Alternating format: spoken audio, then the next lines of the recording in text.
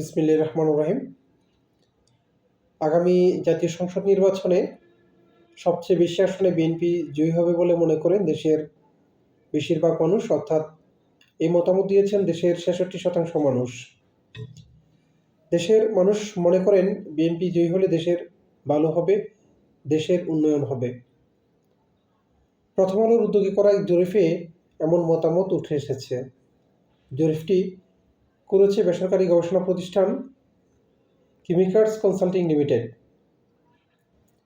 জরিপের শিরোনাম ছিল গুরুত্বপূর্ণ সামাজিক রাজনৈতিক বিষয়ে জাতীয় জনমত জরিপ 2025। জরিপের প্রশ্নের মধ্যে একটি ছিল, সুষ্ঠু নির্বাচন হলে আগামী জাতীয় সংসদ নির্বাচনে কোন দল সবচেয়ে বেশি সংখ্যক আসনে জয়লাভ করতে পারবে বলে মনে করেন। জবাবে প্রায় ৬৬% মানুষ বলেছেন সবচেয়ে বেশি আসনে জয়লাভ করবে বিএনপি। নারী পুরুষ নানা বয়স শ্রেণীভেদে প্রায় সবারই কাছাকাছি মতামত এসেছে এখানে। জরিপের আরেকটি প্রশ্ন ছিল, আগামী জাতীয় সংসদ নির্বাচনে কোন দল জয়ী হলে দেশের জন্য সবচেয়ে ভালো হবে বলে মনে করেন। উত্তরে বিএনপির পক্ষে মত দিয়েছে 57.5% মানুষ। জরিপে দেশের 5টি নগর ও 5টি গ্রাম বা আধা শহরাঞ্চলের প্রাপ্তবয়স্ক 18 থেকে 55 বছর বয়সের 1342 জনের মতামত নেওয়া হয়েছে। এর মধ্যে পুরুষ 674 জন, নারী 668 জন। জরিপে অংশ নেওয়া মানুষেরা বিভিন্ন আয়, শ্রেণী ও পেশা। গত 21 থেকে 28 অক্টোবর জরিপে তথ্য সংগ্রহ করা হয়েছে।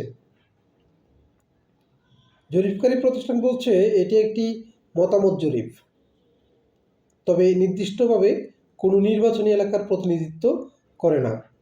জরিপের নমুনা এমন মানুষদেরই তুলে ধরেছে যারা অনলাইন অথবা ছাপা পত্রিকা পড়তে পারেন এবং আগামী নির্বাচনে ভোট দেওয়ার সম্ভাবনা রয়েছে। জরিপের ফলাফলের নির্ভরযোগ্যতার মাত্রা অর্থাৎ কনফিডেন্স লেভেল 99%।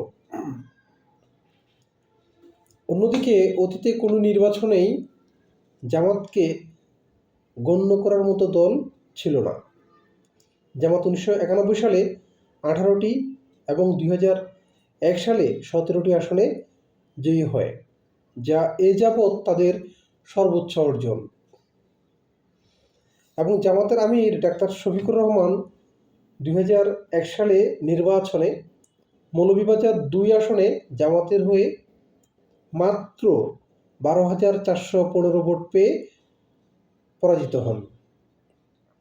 আবার 2018 সালের নির্বাচনে ঢাকা 15 আসনে 39,071 ভোট পেয়ে আবারও পরাজিত হন।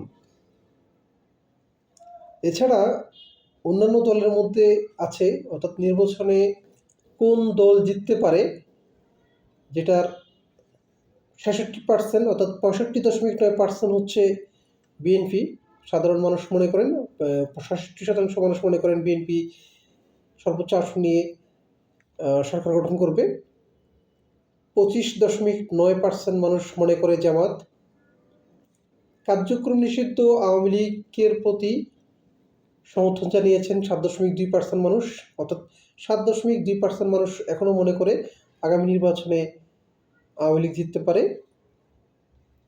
এনসিপির প্রতি সমর্থন জানিয়েছেন মাত্র 0.8%, জাতীয় পার্টির প্রতি 0.1%, ইসলামী আন্দোলনের প্রতি 0.1%।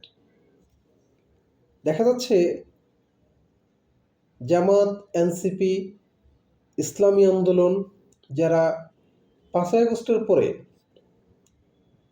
সবচেয়ে বেশি ব্যাঙের মতো লাফালাফি করেছিল, তাদের সমষ্টি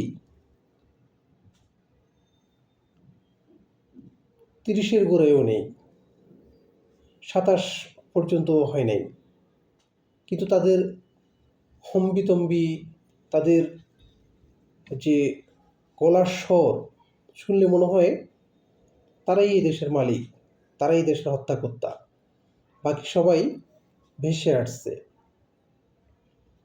তারা যেভাবে বেহেশতের টিকিট বিক্রি করতেছে, যেভাবে বলতেছে যে দাঁড়িপাল্লায় ভোট না দিলে ঈমান থাকবে না, দাঁড়িপাল্লায় ভোট না দিলে, দাঁড়িপাল্লা হেরে গেলে কোরআন হেরে যাবে, দাঁড়িপাল্লা হেরে গেলে ইসলাম হেরে যাবে, এগুলা আমি মনে করি টোটালি শিরকের পর্যায়ে পড়ে।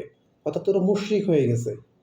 মুশরিক মুনাফিকদের মতো ওরা যা শুরু করছে 5ই আগস্টের পরে, এরা যদি কোনোভাবেই বিরোধী দলেও বসতে পারে, আমার মনে হয় ভবিষ্যৎ বাংলাদেশের জন্য অনেক হুমকি হয়ে দাঁড়াবে। তাই যারা বেহেশতের টিকিট বিক্রি করতেছে, যে যারা বলছে দাঁড়িপাল্লায় ভোট না দিলে নাস্তিক হয়ে যাবে, ঈমান হারা হয়ে যাবে, দাঁড়িপাল্লায় ভোট না দিলে ইসলাম হেরে যাবে, কোরআন হেরে যাবে, এই শ্রেণীর নিম্ন শ্রেণীর মানুষগুলোকে সরাসরি কঠোরভাবে জবাব দেওয়া উচিত। এদেরকে যারা এই কথাগুলো বলতে আসবে জনগণের কাছে, জনগণের উচিত এদেরকে ধাওয়া দিয়ে তেড়ে বেড়ানো, তাড়ানো। কারণ দেশের জনগণ একজন রাজনৈতিক নেতাকে ভোট দেয়, ধর্মকে না। ধর্ম সৃষ্টিকর্তার মনোনীত ধর্ম, সব কিছুর ঊর্ধ্বে। যদি এখানে দাঁড়িপাল্লা হেরে যায়, তার মানে কি কোরআন হেরে যাবে, ইসলাম হেরে যাবে? কত বড় মুনাফিকি কথা এগুলা! যার জিম্মাদারি, যার অস্তিত্ব ইসলাম এবং কোরআন, যেগুলার অস্তিত্ব আল্লাহ নিজের হাতে। আল্লাহ বলেছেন যে কিয়ামত পর্যন্ত, মানে আজীবন, যে কোরআনের সংরক্ষণ তিনি করবেন। তাহলে দাঁড়িপাল্লায় ভোট না দিলে কীভাবে কোরআন হেরে যাবে? এই ধর্ম ব্যবসায়ী নিচু শ্রেণীর লোকগুলা এই বক্তব্য কীভাবে দেয় সেটাই আমাদের বোধগম্য হয় না। সবাইকে ধন্যবাদ জানাচ্ছি।